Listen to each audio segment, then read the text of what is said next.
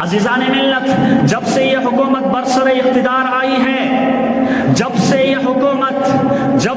حکومت برسر اقتدار آئی ہے اور تخت پر بیٹھی ہے، ان کو ایک نشہ سا چڑھ چکا ہے، ان کو ایک عنودگی سوار ہے اور یہ سمجھتی ہے اور یہ خیال کرتی ہے کہ مسلمانوں کو پریشان کرنا ہے، مسلمانوں کو ستانا ہے، مسلمانوں کو خوف میں مبتلا کرنا ہے، مسلمانوں کو ہراساں کرنا ہے، مسلمانوں کو پریشانیوں میں مبتلا کرنا ہے اور دوسرے لوگوں سے ووٹ حاصل کرنا ہے، یہ سمجھتی ہے۔ عزیزان ملت، سب سے پہلے اس کی حکومت 2014 میں آئی تھی، فل میجورٹی کے ساتھ، فل بہومت کے ساتھ اس کی حکومت آئی تھی اور ان کے اوپر ایک نشہ سوار تھا۔ عزیزان ملت، انہوں نے ملت اسلامیہ کے اوپر اور شریعت اسلامیہ کے اوپر سب سے پہلے جس قانون پر انہوں نے ہاتھ ڈالا وہ ترپت طلاق اور طلاق ثلاثہ کا قانون ہے، جو خالص مذہبی قانون تھا، خالص مسلمانوں کا یہ قانون تھا، اس میں کسی کا کوئی دخل نہیں تھا،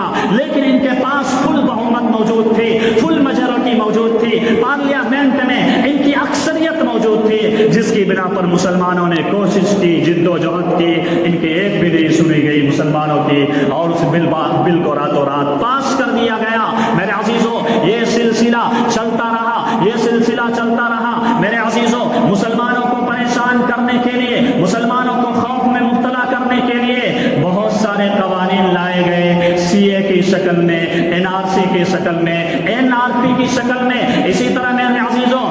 یونیفارم سول کوڈ کے طرز پر جو ہے قانون لایا گیا اور مسلمانوں کو پریشان کر دیا گیا، مسلمانوں کو خوف میں مبتلا کرنے کی کوشش کی گئی۔ عزیزان ملت، میں اس منبر سے میں یہ بتا دینا چاہتا ہوں، مسلمان کبھی ڈرا نہیں ہے، مسلمان کبھی خوف میں مبتلا نہیں ہوا ہے۔ ہم اس وقت بھی نہیں ڈرے جس وقت ہماری تعداد 313 تھی، میدان بدر میں ہم نہیں ڈرے، ہم اس وقت بھی نہیں ڈرے جس وقت ہمارے ساتھی 70 صحابہ شہید کر دیے گئے تھے اور مسلمانوں کو چاروں طرف سے گھیر لیا گیا تھا، اس وقت بھی نہیں ڈرے، ہم اس وقت بھی نہیں ڈرے جس وقت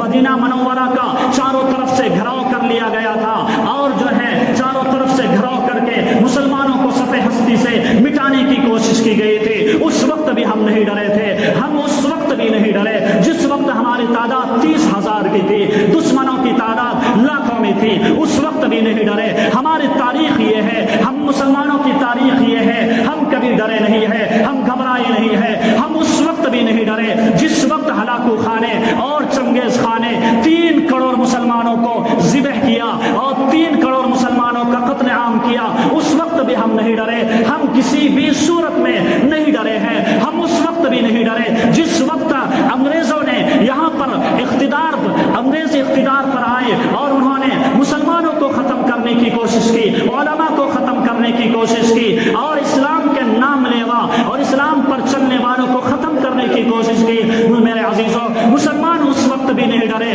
ہم نے ان کا مقابلہ کیا اور ہم نے قربانیاں پیش کی اور ہم نے جان کے نذرانے پیش کیے، ہم نے بچوں کو یتیم کیا، ہم نے بیواؤں کو، ہم نے بیویوں کو بیوہ کیا، ہم کسی بھی صورت میں نہیں ڈرے۔ اس وجہ سے حکومت سے ہم کہنا چاہتے ہیں، ہم وہ قوم نہیں ہے جو ڈرنے والی قوم ہے، ہم تو شانہ بشانہ اور جو ہے سینے پر وار کھا کر کے ہم تم سے مقابلہ کرنے کے لیے تیار ہے۔ تم 53 طلاق لائے، اس وقت بھی ہم تیار تھے مقابلے کے لیے، تم یونیفارم سول کوڈ لائے، اس وقت بھی ہم تیار تھے، تم سی اے این آر سی لائے،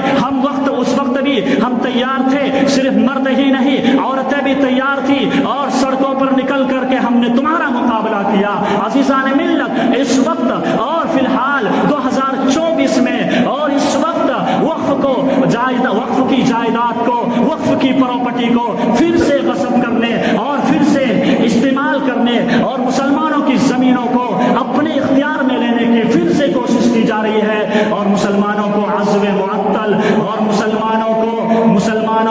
مسلمانوں کو دوسرے درجے کا شہری بنانے کی کوشش کی جا رہی ہے۔ عزیزان ملت، اس وقت بھی جو ہے ہمارے در پر اور ہمارے دروازے پر ایک جنگ کھڑی ہے، وہ ہے وقف کی حفاظت کی جنگ ہے، وقف کی حفاظت کی جنگ ہے۔ عزیزان ملت، اسی وجہ سے اکابر علماء اور جو ہے اسلامی تنظیمیں، مسلم پرسنل لا بورڈ ہو یا جمعیت علماء ہند ہو، یہ جتنی بھی تنظیمیں ہیں، تمام تنظیمیں یہ آواز لگا رہی ہیں کہ او مسلمانوں، وقف کی جائیداد کی حفاظت کرو، وقف کی جائیداد کی حفاظت کرو۔ اگر آج تم نے اپنی زمینوں کی حفاظت نہیں کی، آج تم نے اپنے آباء و اجداد کی پراپرٹی کی حفاظت نہیں کی اور اپنے بزرگوں کی جائیداد کی حفاظت نہیں کی، آج انہوں نے تم سے زمین لیا ہے، کل تم سے جو ہے مدارس لے لیں گے، کل تم سے مساجد لے لیں گے، کل تم سے خانقاہیں لے لیں گے، اور حتیٰ کہ کل تمہارے ایمان کو بھی چھینیں گے اور تمہاری جان کو بھی خطرہ پڑ جائے گا، حتیٰ کہ تمہیں اس ہندوستان سے نکالنے پر اور نکلنے پر مجبور کر دے گا۔